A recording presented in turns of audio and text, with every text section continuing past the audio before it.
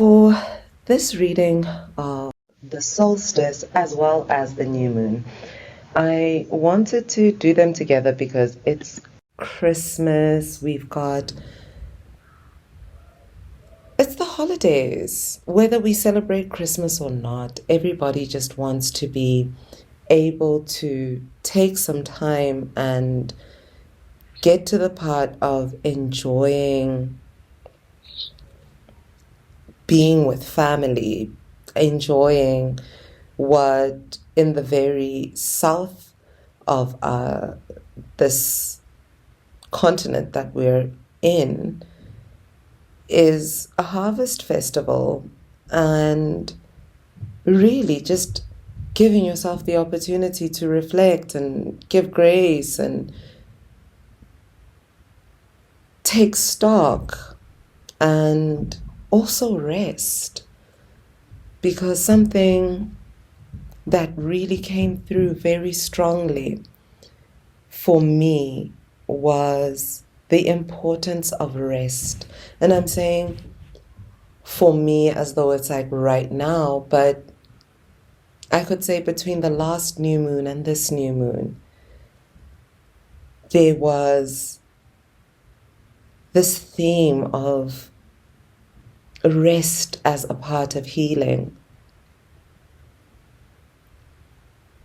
Because there's some things that your body, your mind, your spirit, your highest self can only recalibrate into your spirit, really allow you to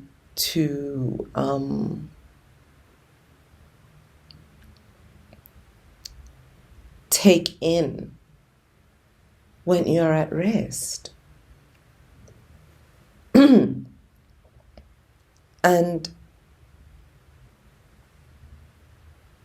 when we don't permit ourselves rest, now I know if you follow me on social media and other places, you know that I'm working right now.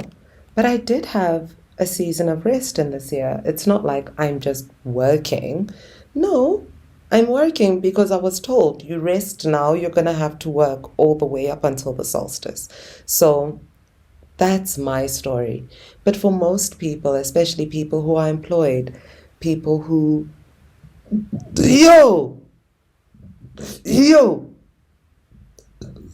who are students, you're working throughout the year.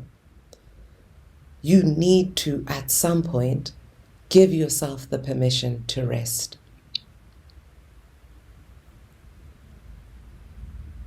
Because in that, there is an aspect of that rest as ritual in which you give yourself permission to heal.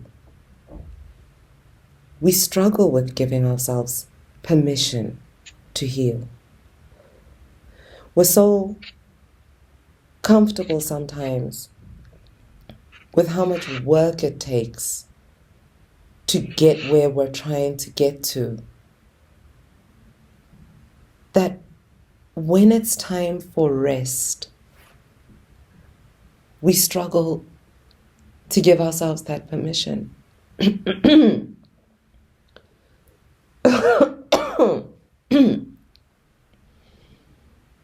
To permit ourselves what is due to us.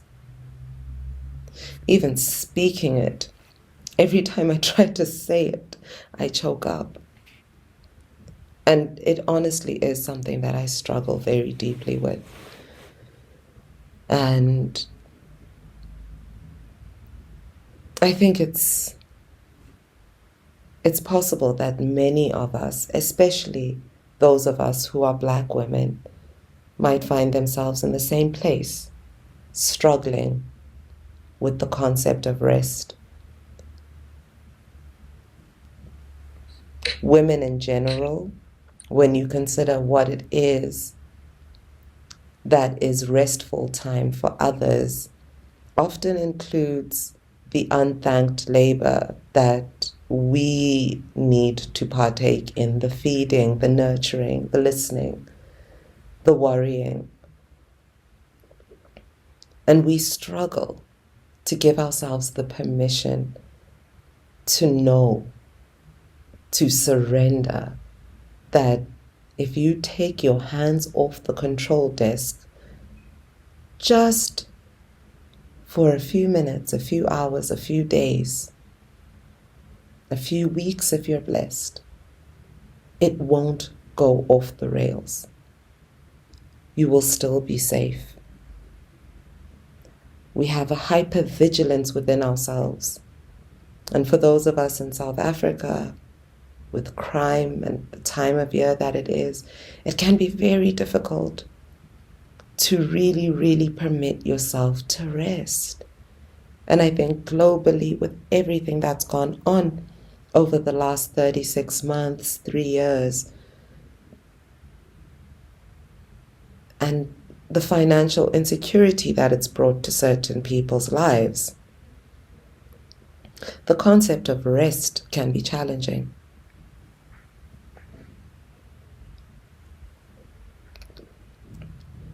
But this solstice has so many contradicting transits. But in there somewhere is a message about rest, is a message about restoration. And maybe not right this minute. Maybe you know with yourself, between yourself and your ancestors, between yourself and God, what you said you were going to have done. And you're still saying, yes, God can do it. Yes, my ancestors will come through. Yes, I can show up. But have an end date in mind. Because you're going to need that pause to step back from the old and give yourself an opportunity to step into the new. We're talking about the solstice as well as the new moon. The solstice is going to be tomorrow, the 21st of December. The solstice often falls either on the 22nd or the 21st. This year it will be on the 21st. Guys, I don't know if you can hear how active Congo has just decided to be now. She had been laying here for like the last 30 minutes. And all of a sudden she's just a busy bee. And now she's laying down again because she can hear I'm talking about her. Because what is this business? Anyway, back to what I was saying. We're talking about the solstice and the new year.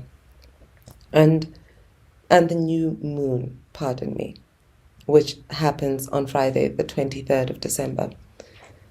But today, we have something special that happened as well, which is that Jupiter entered Aries. And tomorrow, the sun will enter Capricorn. And on Friday, the moon will join the sun in Capricorn. And these three energies, these three transits, have the energy of initiation, getting things started, get up and go. And yet, I had said, there's an energy of rest that is being called in here. Hence, I said these transits are contradictory at this time. But here's a quick one. We're here for solutions. So, if we keep in mind that famous retrograde that everybody knows, Mercury, is coming up, and we've already entered the shadow period. But Mercury is only going retrograde on the 29th of December. So why would you wait to set your intentions for the new moon or write your resolutions for the new year on New Year's Day, when the astrological transit that brings all of that initiative energy that will affect the first quarter of your 2023 is going to be fully in play right now, tomorrow, the 21st of December. With this solstice, I encourage you to go right on ahead and write your resolutions. And the fun thing is that Jupiter, being in Aries has no breaks. Aries has no, oh, I can't do that. Aries is pure ambition, the baby of the zodiac. And just that trust, that belief in what is possible is all there. And the thing when you're writing intentions, resolutions, is what you want to discourage is any limitation. So if the sun, the energy speaking to your desires, is in Capricorn, a sign filled with so much initiative on its own, and an elder of the zodiac, so it has perspective. And then Jupiter, the benefactor, expansion, potential, fruition, is in Aries, that sign that knows no limitation, that is not afraid of just jumping for it and going for it with the gusto. Why not use that moment as the moment that you write your resolutions for this coming year?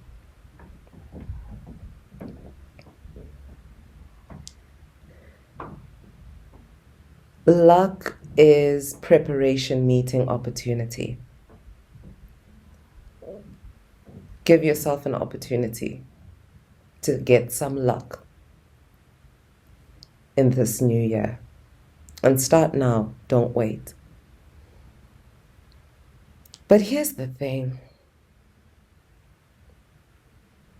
The way everything is set up in the sky right now, I've been saying this for a few months already, but it's just because it is how the stars are aligned.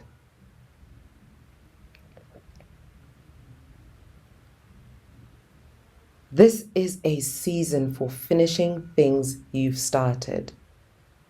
Perhaps not starting something brand new, but that thing that you tried and it didn't go so well the first time, and you tried again, and it really knocked your confidence the second time. Well, this time, all this energy that feels like you just gotta get up and go and do something and be in it, take it and use it on that.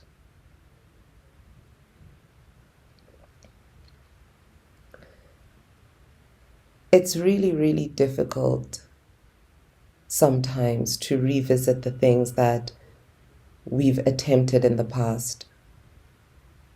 It can make us feel as though we have to face parts of ourselves that perhaps in the failure to succeed the first time around have come to feel, as I've said, less confident. Maybe a light was shone on a skill that you lacked. Maybe you realized, perhaps in the work that you did since the last full moon, reviewing those social contracts and really seeing where you stand in your social community and what it is that you buy into as a communal narrative. And you've seen how it played against you, played against the goals that you set. Well, all that insight can be gleaned and honed into wisdom and understanding. It's not just resentment waiting to burgeon out of you. It's not brought into your own conscious mind, your own recognition of these patterns and these cycles simply to break your spirit. This is brought into your awareness because you're the person who's driving the boat of your life. And you need to know what takes you off course. You need to know what detracts you, distracts you from your path. And when you know these things, you can address them. And then you can do the work of getting back on track. You can review your strategy. Now, Capricorn is a master strategist. So if you've set your intentions and written your resolutions with this solstice tomorrow, when you come to the new moon on Friday, you can use that as an opportunity to build your strategy. When the sun and the moon are both in Capricorn, take that perspective and apply it. Put your plan on paper. Don't play yourself. Don't bet on somebody else. And don't doubt what you are capable of. If you can think it, if you can ideate it, if you can plan it, and you can vet it for its shortcomings, vet yourself for your shortcomings, then you know what you need to fix, you know where you're going to need help, and you can implement it.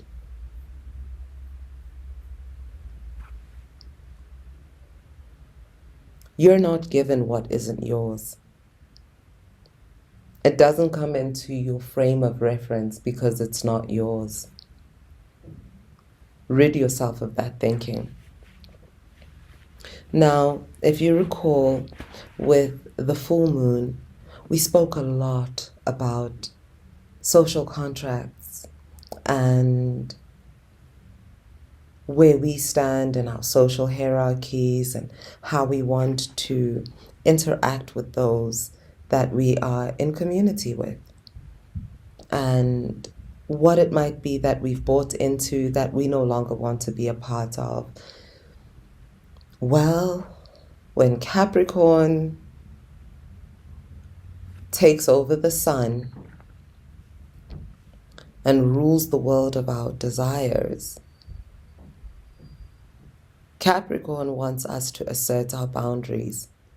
And it is incredibly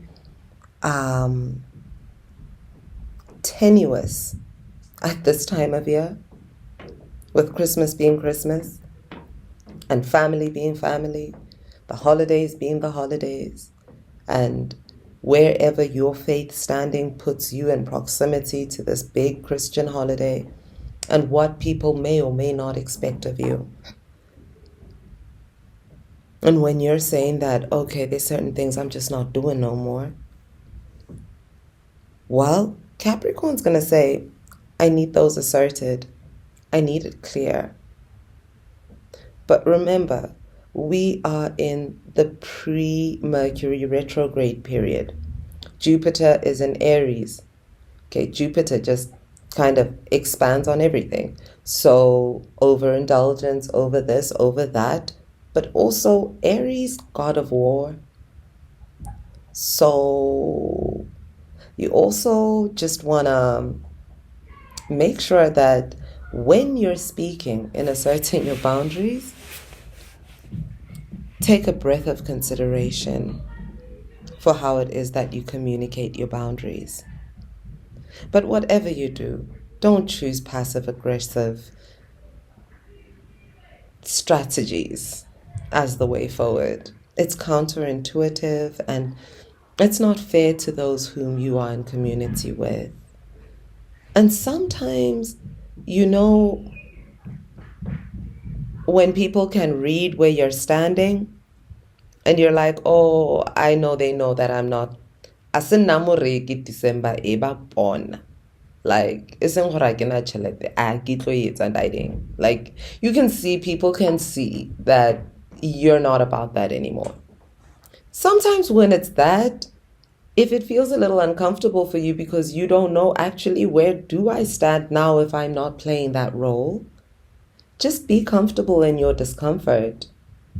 But don't project your own discomfort onto those around you. Don't think that you know what people are thinking around you. Just be present in that moment. Trust the work that you've done. Trust your own participation in the creation of your life. And if something is being mirrored back to you, that, oh, this is actually me, treat yourself with compassion. Hold yourself with compassion. Hold the person who is mirroring this to you with compassion.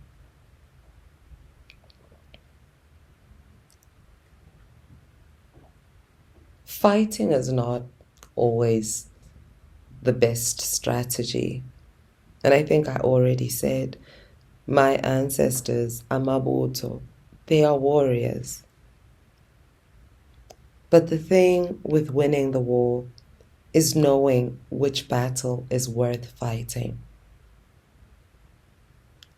There are battles that you don't need to fight. You know what your boundaries are. Hold to them. Be in yourself. Be present where you are. Permit yourself your rest. Trust the work you've done this year and celebrate what harvest there is. If you feel like there is none, sow the seeds now. Set new intentions. Revisit the intentions that you were unable to accomplish in the last year. Those which still resonate with your spirit, allow them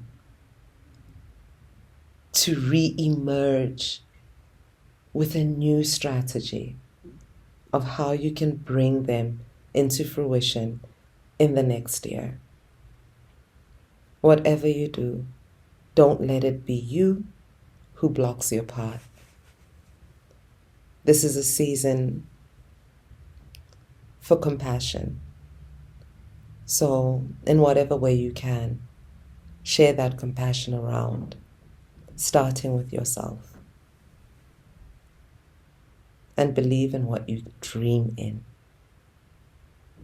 Don't wait for the next person to believe it. That is where we are with this solstice, with this new moon. And I hope that this has given you something to think about over the next few days and a perspective to consider. This reading will be going up onto the podcast, and you will still be able to re-listen to it. I really just want you to revisit what it is that you've started. Journal prompts. Here we go. What would I like to revisit? Is this a dream deferred or delayed? How can I start again? How can I bring more compassion to myself and others? Makose. I think that brings us to the end of this conversation today. Makose. Ngingumakose uNomaboto. This is Sangoma Society, where we demystify the ancestral and we do these moon readings in the hope that understanding the impact of the movements of the astral bodies will bring you a greater understanding of yourself, your ancestors, and the world that you live in. Until next time, Makos.